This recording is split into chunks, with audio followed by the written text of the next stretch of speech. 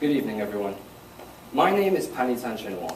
I'm 16 years old, and today I'm going to be talking to you about a law in science that you most probably have not heard of.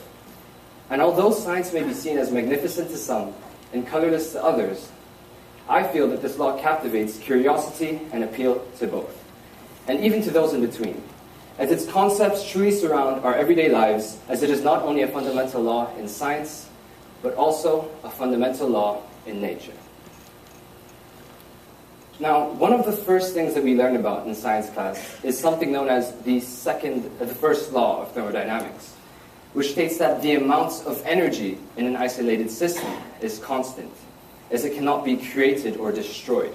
However, what we don't learn early on in science class is something known as the second law of thermodynamics, which does not speak about the amount of energy, but rather the quality of energy, as this will be the topic that I hope to enlighten you with today. So let us begin with an activity. Here I have a set of cards, and what I'm going to do is basically draw out 3 cards. And if the 3 cards that I draw out have the same picture, such as 3 kings or 3 jacks or 3 threes, then let's call this an ordered set. However, if the 3 cards that I draw out do not have the same picture, then let us call this a disordered set, such as a 2-2 and a 3, or a jack-jack and a king, or a jack-king and a queen. So here's the first set of cards. A 9, a 3, and an 8, which is of course a disordered set. And if we do this one more time, we get a 5, a 4, and a 10. Again, a disordered set. And if we do this one more time, we get a queen, a jack, and an ace, which is, again, a disordered set. So based on what we have just seen, can anyone tell me if it is more common to draw out an ordered set or a disordered set? Anyone with their hand up? Disordered. Correct. It is more common to draw out a disordered set. Now let's stop referring it to as sets, but rather refer to as systems. Ordered and disordered systems in nature, to be precise. And the funny thing is, just like how it was more common to draw out a disordered system, speaks true for nature in the fact that there are more disordered systems in nature than ordered. And we call systems that are highly disordered as high entropy. And we call systems that have a low disorder as low entropy. And so how about we look at a real-life example?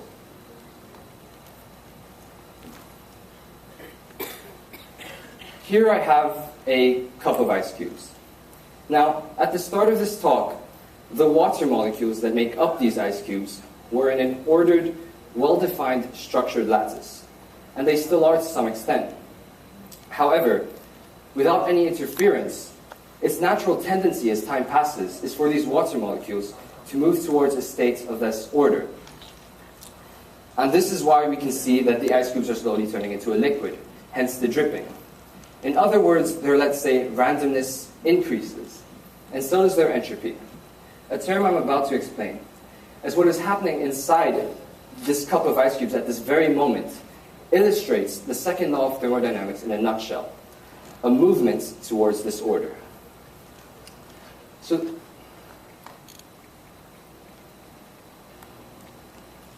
let's take a look at another example. Now, your mom might tell you to clean your room at home. However, my excuse for not doing so is the law of entropy. You see, your room will only keep getting messier and messier as your items will be placed in a more random way if you don't do anything about it. Just like the ice cubes, it will naturally move towards a state of less order. And what we see from both these situations, from both these systems, is that entropy in an isolated system will always increase over time, which is what the second law of thermodynamics states. But what is entropy? Well, in simple terms, entropy is the quantitative measure of disorder in a system. And in even simpler terms, what the second law of thermodynamics states is that the purely natural tendency of things is to move towards chaos and not order. And there are numerous formulas to calculate entropy. For example, this one looks at the change in entropy. This one is known as the Boltzmann formula of entropy, whereas this one looks at the entropy of a monoatomic ideal gas. Now, don't be scared if you don't understand any of this, because frankly, I don't either. So while the quantity of energy in an isolated system is constant, the quality of energy deteriorates over time. As entropy increases, the amount of energy available to perform work decreases. And this whole idea of entropy is one that provokes fear and admiration from scientists all around the world. Because why would any scientist want to quantify, want to measure a ghost-like concept that is impossible to see or touch? And how does this theme of the blind side possibly incorporate itself into this scientific phenomenon? Well, as previously mentioned, this law of entropy surrounds our everyday lives, as it is the reason that in nature, this turns into this. The reason that in nature, this turns into this. And maybe even one day, this will turn into this. You see, it is said that as time continually moves forward, all the available energy in the universe and in the world will eventually turn into unavailable energy in terms of its ability to do work, and this is when the universe will cease to exist, also known as the heat death. Finally, if you haven't noticed it yet, here's how this whole talk links to the theme of the blind side. Although entropy is a measured quantity, it can never be centrally perceived by humans. We can't see it, we can't feel it, we can't taste it, we can't hear it. But regardless of this, it has undeniably played a significant role in not just the life of a scientist, but in fact, in all of our lives.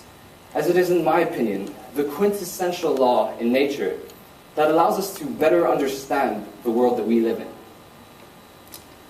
And if there's one thing that I want all of you to be able to take from today, is that I want all of you to be able to look at the world and realize this constant, natural, persistent movement towards disorder.